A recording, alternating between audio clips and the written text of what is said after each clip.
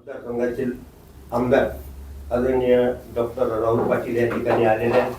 त्यांचं DLP चॅनलच्या वतीनं या ठिकाणी स्वागत करतो आणि या खुल्या चर्चेला सुरुवात करावी अशी मी विनंती करतो.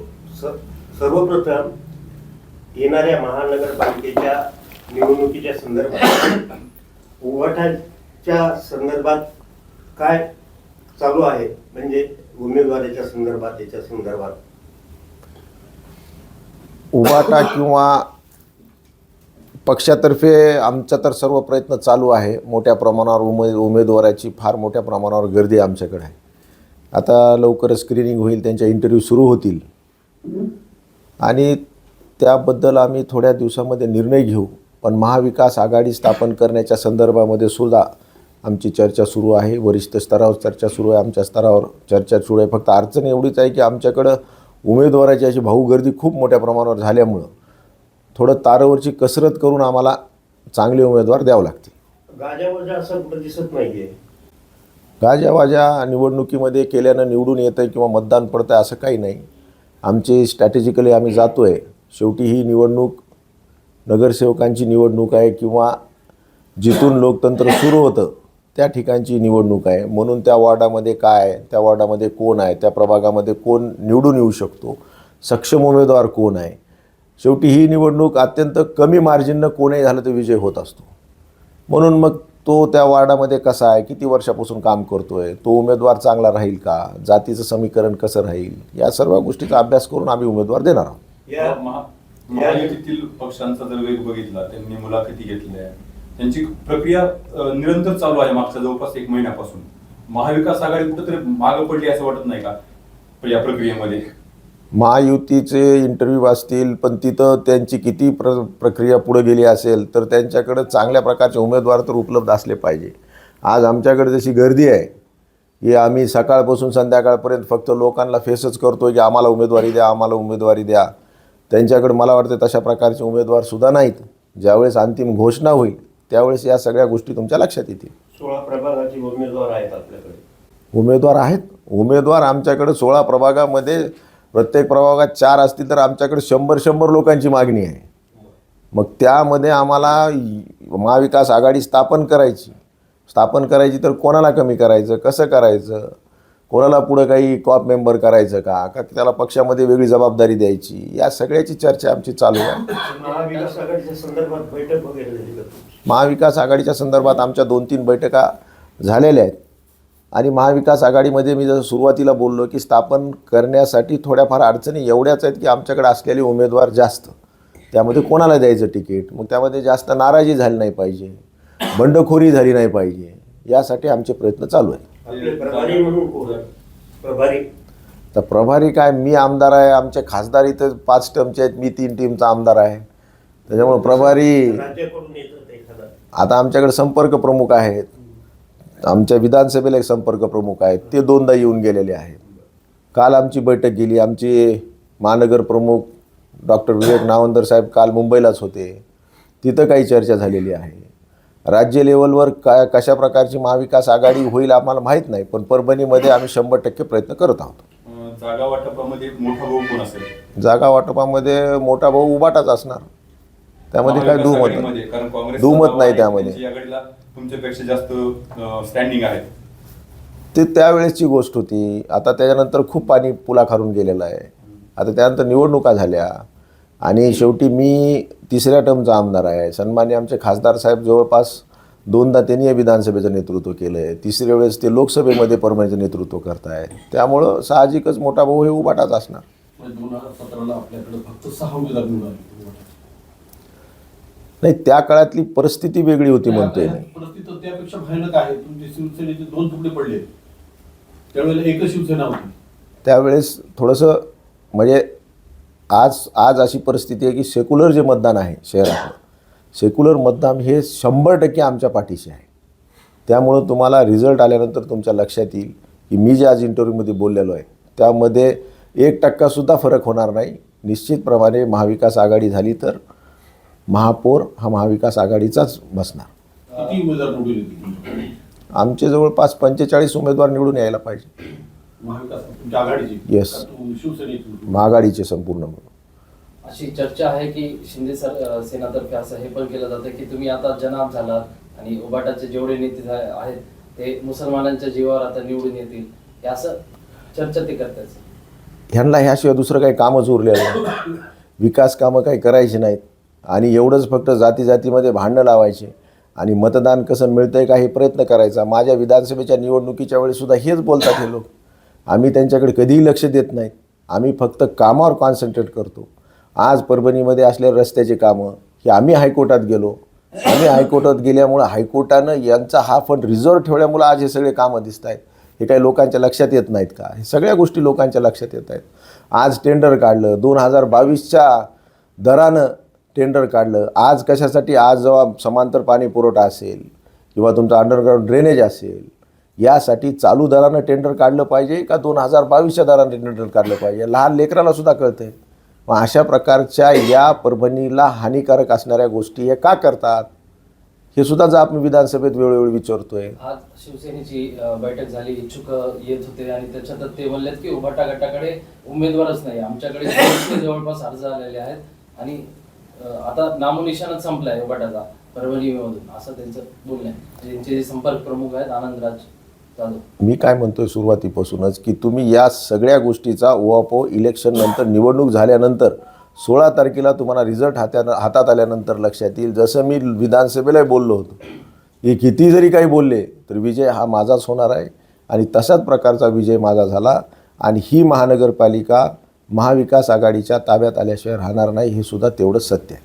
तुम्ही निधीवरून आरोप केला की त्यांनी निधी रोखला, परंतु आता सध्या शहरामध्ये जी कामं चालू आहेत त्यावर तुम्ही स्ट्रॉंग भूमिका का घेत नाहीत? कारण त्या ठिकाणी निकष दर्जाची कामं होत आहेत. वेळोवेळी आमचे पत्र आहेत. तुम्ही कलेक्टर ऑफिसला चेक करा, इथं चेक करा. आम्ही तुमच्या कलेक्टर ऑफिसला असेल तुमच्या आयुक्ताकडे असेल, आम्ही या टेंडर नोटीसला सुद्धा ऑब्जेक्शन घेतलेलं आहे की 5 वाजता पत्रकार परिषद होती आणि एवढं काही घाई गडबडीनं 3:30 वाजता त्यांनी टेंडर फ्लॅश केलं. हे सुद्धा माझं पत्र आहे तिथं. टेंडर कॉलचा विषय वेगळा आहे. शहरामध्ये जी सध्या कामं सुरू आहेत, जी समजा आचारसंहितेच्या अगोदर उद्घाटन झाली होती, ते अत्यंत निकृष्ट दर्जाची कामं होत आहेत.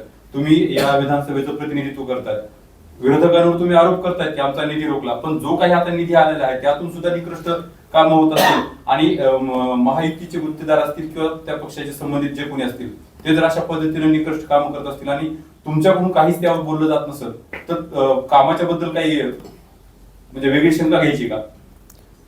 हे काम आमचं म्हणजे आम्ही व्यवस्थित पार पडतोय. आम्ही विरोधी पक्षाचा मी आमदार आहे. विधानसभेत असेल या नाही, राज्य लेवलला जे भ्रष्टाचार सुरू आहे त्या गोष्टीवरही मी बोललेलो आहे. इथं कलेक्टर ऑफिसला सुद्धा आम्ही पत्रव्यवहार केलेला आहे आणि सर्वसामान्य नागरिक म्हणून आपण सुद्धा यामध्ये सहभाग घेतला पाहिजे. हे लोकतंत्र टिकवायचं असेल तर खऱ्या अर्थानं सर्वसामान्य माणसाला अशा गोष्टी दिसल्यानंतर त्यांनी सुद्धा तिथं जाऊन ॲज ए नागरिक म्हणून तिथं जाऊन तक्रार केली पाहिजे.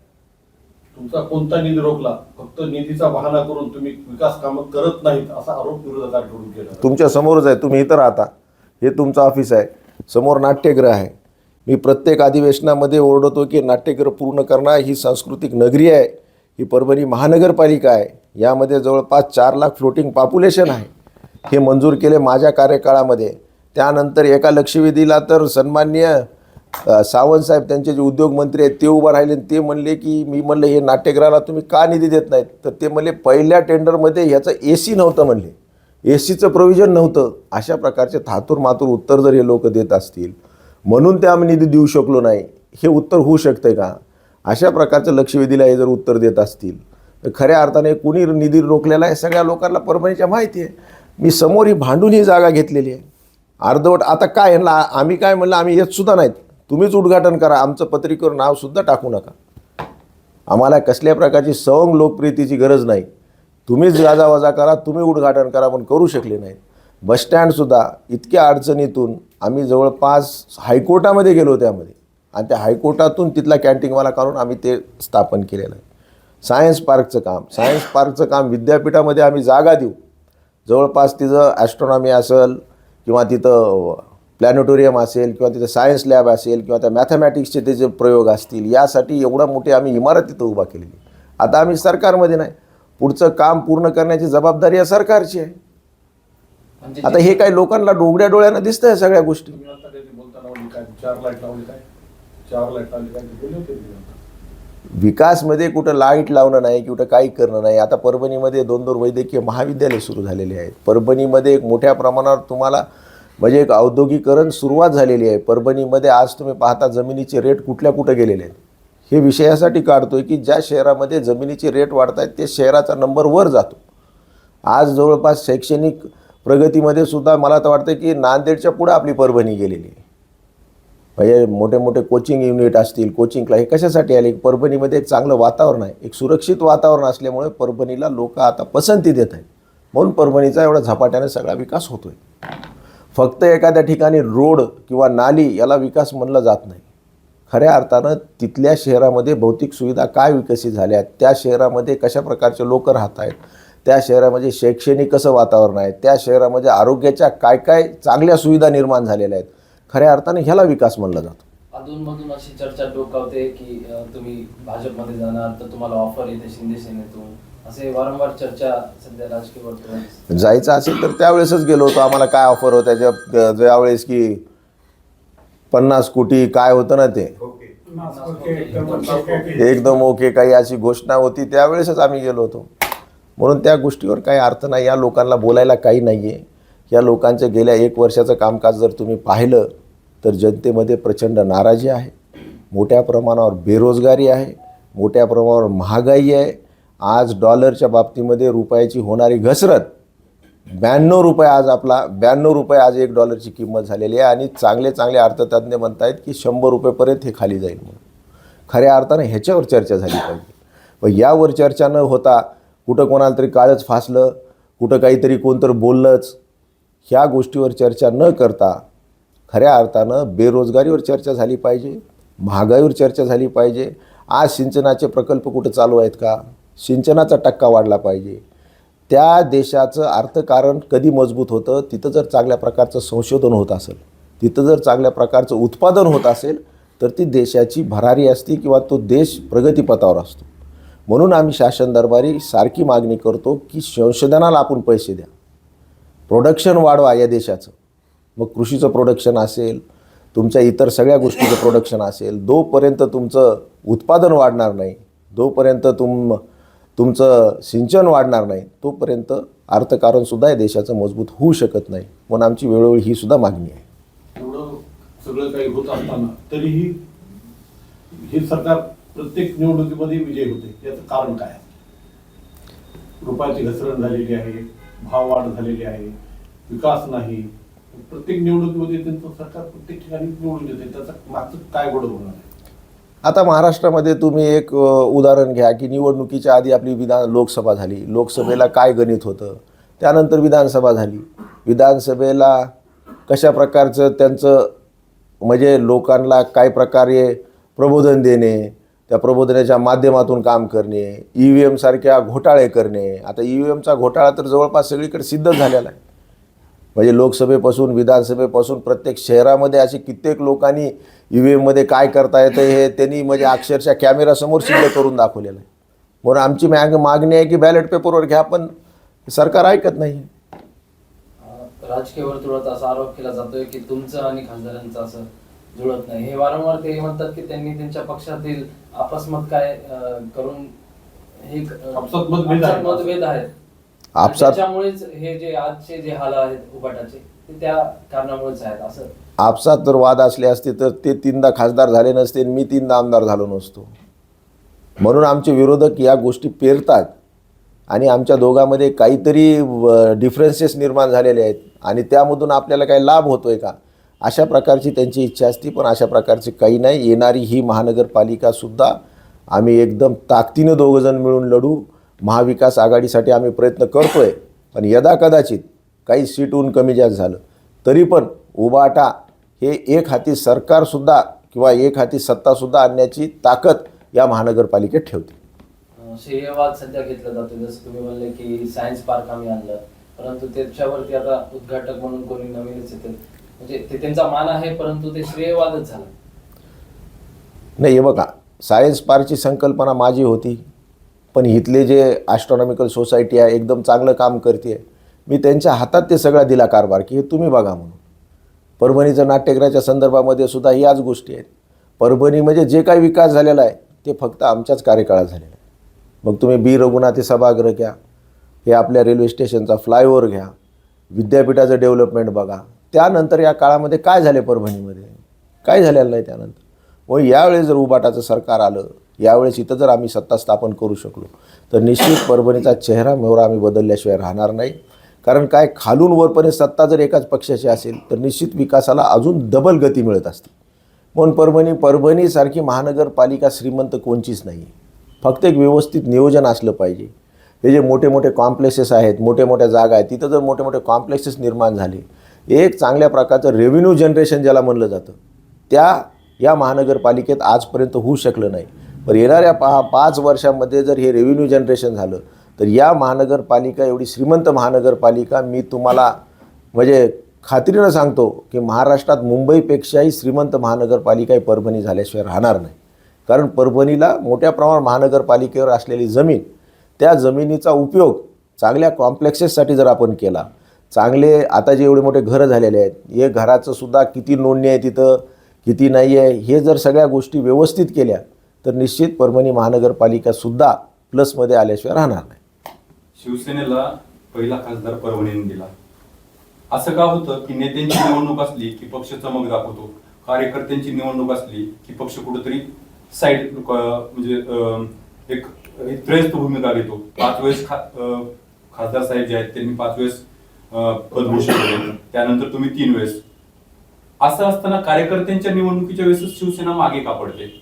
कोण म्हणतं मागे पडते? आता तुम्ही या पहा, अगोदरचा जर आपण निकाल बघितला, संभाजीनगरला जर आपण जर तुलना केली, आपण पहिला खासदार दिला, संभाजीनगर आपल्या नंतर आलं, परंतु तिथं शिवसेना सत्तेच्या जवळ पोहोचते.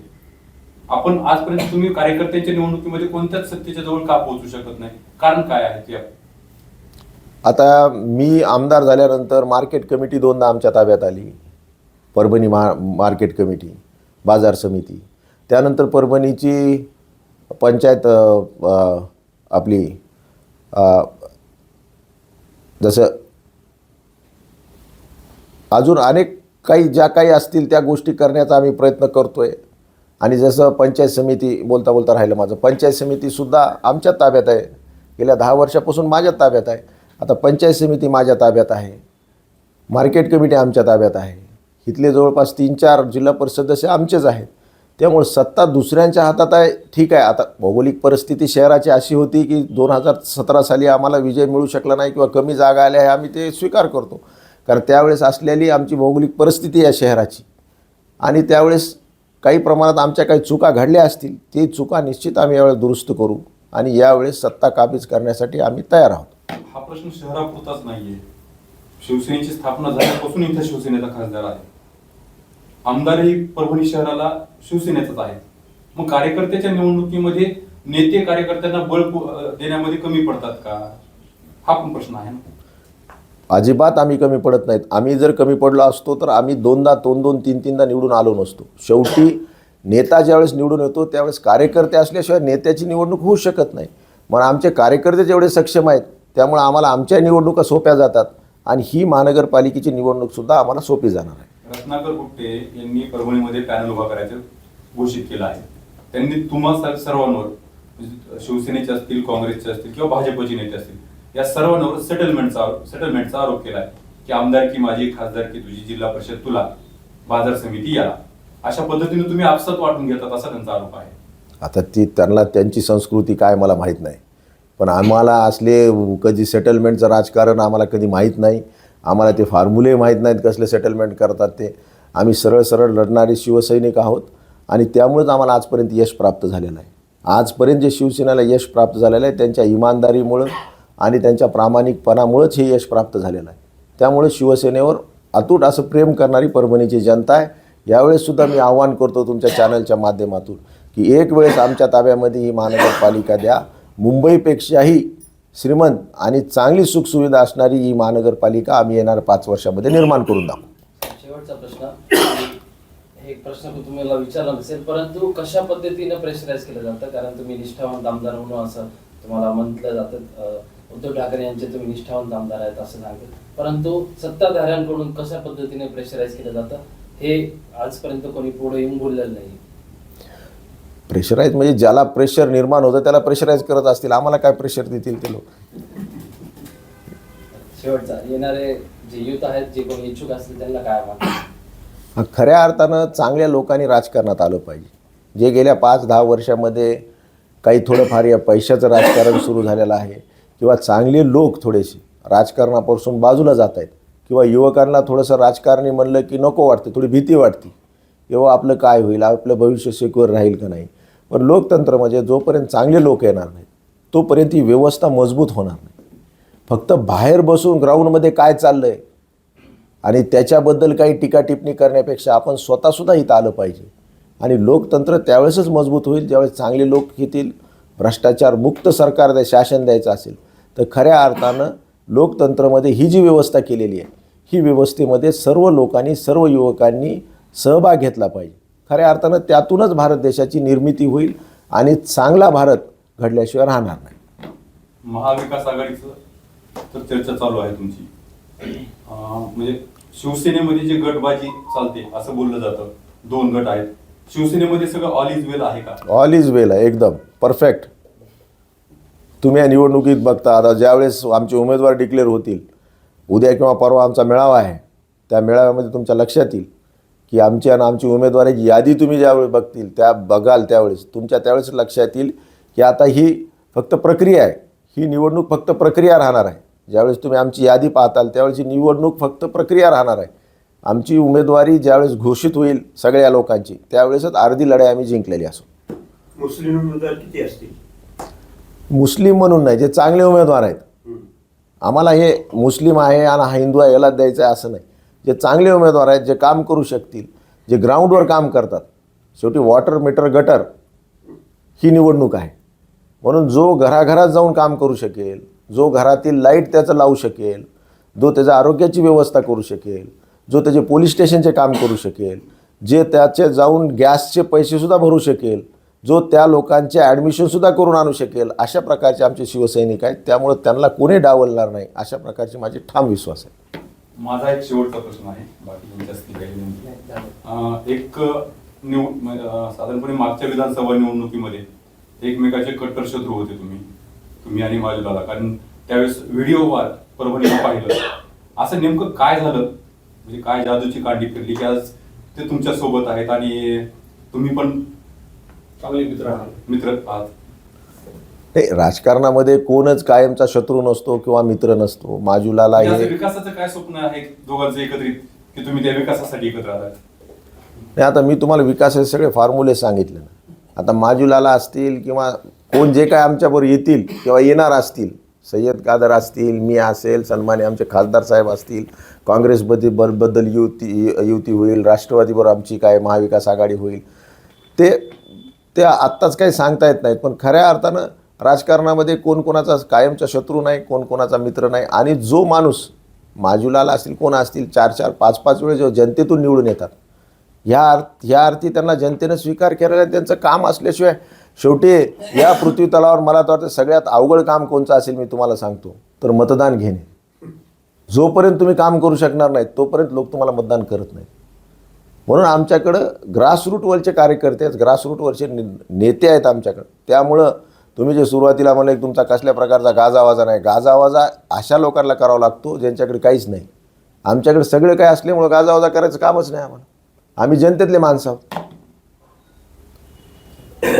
धन्यवाद. जय महाराष्ट्र. Thank you so much.